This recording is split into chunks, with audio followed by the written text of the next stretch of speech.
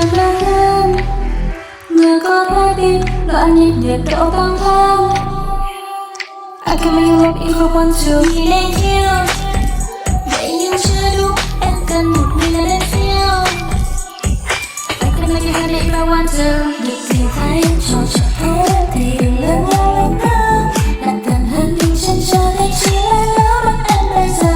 Từng lời anh trăng ngọt ngấm đau chỉ cần bao câu chẳng sao.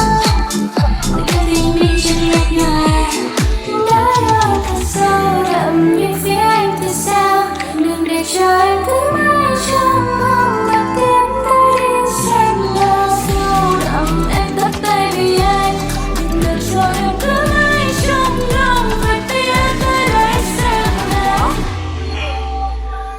Feeling you so đậm, muốn anh so đậm, love you so đậm. Feeling you so đậm, muốn anh so đậm, love you so đậm.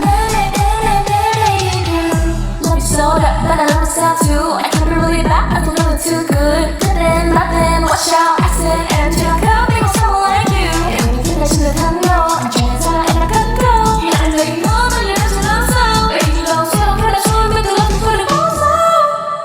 Baby, anh nói đâu cũng chỉ thân thôi. Xa đi xa nhưng không đi nói. I see you going for love me. Take a day, love me, you crazy. Em xinh tên là xích cha này, thường muộn những hội nào cũng muốn em đây này. Thì anh hồng hấp thả tim mây lily. Chưa biết làm gì thì khỏi cho em đi. Yêu sâu đậm như phía anh sao. Đừng để cho em cứ mãi trong mong